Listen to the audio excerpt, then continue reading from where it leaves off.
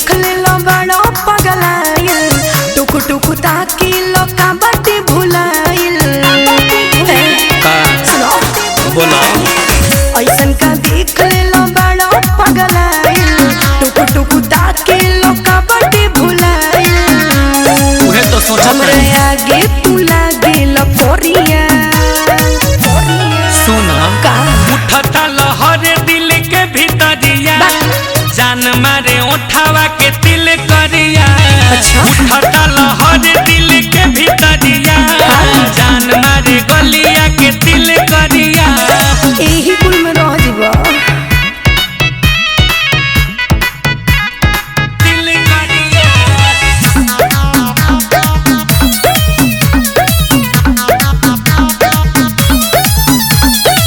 वैसे तो ढेर आती जाती हैं कहाँ? प्यार का बहाना बनाती हैं तुम भी बनाओगे क्या चीज जवन मांगे लू प्रूफ बोला फिर दीही का अच्छा। अपन छुड़ा से करे जा कह चीर दीही का अरे हटो ना। केने? तोहर दुकानियन बावे दौड़िया बढ़लो उहे उठता लहर दिल के भीतरिया अच्छा जान मारे उठावा के दिल करिया उठता लहर दिल के भीतरिया जान मारे गलिया के दिल करिया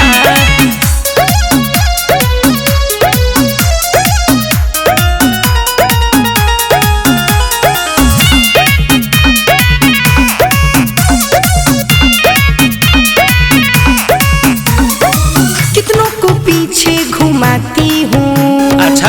हाथ किसी के ना आती हूँ समझे सुना का? जहिया फेरा में आलम के पड़ जाइब अच्छा। ओही दिने बबनी सुधर जाइब बोला सटितान्या न तहरा पजरिया डरवावत हाँ जी उठता लहर दिल के भीतरिया हाँ। जान मारे उठावा के दिल करिया उठता लहर दिल के भीतरिया अच्छा। जान मारे गलिया के दिल करिया तू ना सुधरबा